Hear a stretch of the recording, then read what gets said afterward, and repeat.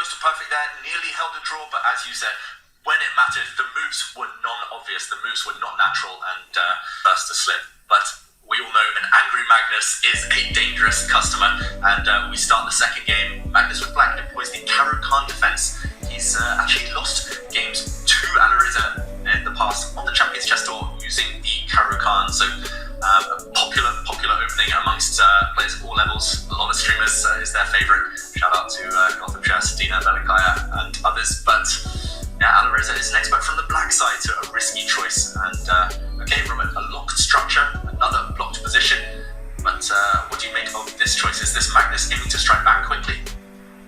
I was not expecting pawn to a5 and then pawn to a4. This sometimes does happen in these variations, but Magnus, he's playing on the flank. So I tend to enjoy these positions as a commentator. I struggle with them as a player because as black, you need to make this super committal move, pawn to f6, just to try and gain some space for your pieces. There's this nasty pawn on e5 that's stopping a bishop from developing to d6. It was stopping the knight from getting to f6 because the pawn was threatening it. So David, I know that you've liked yourself a little Caro-Kann in the day. Are you liking Magnus's choice when he might feel like he's ready to strike in game 2? I do quite like Magnus's choice, and the fact that Alireza paused for a little bit also will have been encouraging for Magnus. This line with the black pawn coming to a5 and then a quick break with f6, I call it the Elianov line. Because Pavel Elianov, the Ukrainian grandmaster, he put out some notes. He kind of patented this variation. He really tried to promote it among some of his students as well. So some risk attached, as you mentioned, very risky with black. Look at the kingside pieces, all fast asleep, hibernating. It's winter in Europe after all. Those pieces just kind of staying at home, warm from the cold, but they need to develop at some point. Magnus needs to get them into action, especially since the center is now going to explode, Robert. So from my experience, I've actually had, up until this last move from Alireza, I've had this position before, a lot online in Blitz, and yeah, it's fraught. It's fraught with peril. You really need to be accurate here as well. And Magnus, you can see him on the camera, not entirely comfortable. I wouldn't say this is his style, Robert. No, because in these types of positions, and you call it the Elyanov line, shout out to Pavel Elyanov, who at his peak was the top 10 player in the world, 2760 FIDE rating. In these types of positions, you often need to make a move like g5, and with your king still in the center, you're asking for trouble. This is not fundamentally sound chess. Remember what Magnus said about Denis Lazovic's play. He said he's so fundamentally sound, he just plays the position, he's not trying to take unnecessary risk. This is a necessary risk in many of these lines just to gain space to help your pieces develop. But David, it's not easy to push a pawn when your king is still in the center and you're opening up even more lines against it.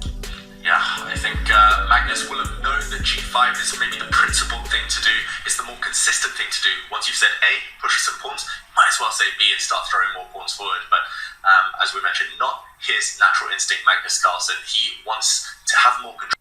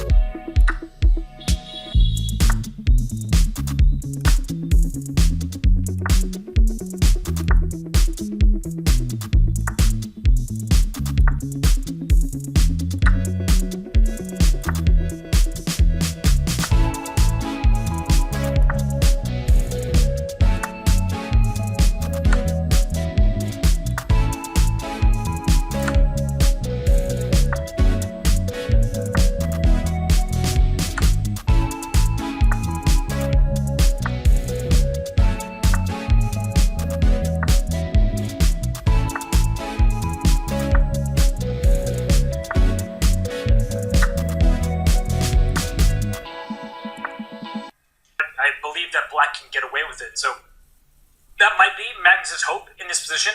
I think that Alireza would be well advised to keep some of these pieces on the board, but you have to be extra careful for Magnus Carlsen because in the back of your mind, you're thinking, what trades can I allow? If you are down a pawn, trades usually favor the side with the extra material. And Alireza, he's about to join Magnus in the 1 minute club. He's getting to a bullet scramble soon. Yeah, it's incoming, guaranteed the scramble. He doesn't play your knight e2 move. I really love that one. He's trying to go behind the passed pawns, as you also indicated. Normally good classical chess wisdom, but you're sidelining your rook. It's a bit of a lengthy process here, and White's front g pawn, the forerunner there, can start sprinting up the board. I'm not sure whether now or on the next few turns. It's also tempting to threaten mate in one. Why not? Just in case the opponent's pre-moved king to e6, the opposition. There we go, he plays it. Big threat, backhand checkmate. The black king has to dodge that opposition. It will stand down, but it's walking into the firing line here, Robert. The white knight is coming into f5. This looks super scary for that black pawn. And it's apparently a huge mistake. And knight f5, it says that white is the pawn to the good and has a big advantage here. Knight f5 threatens checkmate once more. The black king can step aside. Black king will be forced in the corner. So this is good play from Magnus Carlsen. When you're worried about your king safety, you prefer to be in the center of the board, but also some nice play from Alireza Firouzja. He's going after the weaknesses.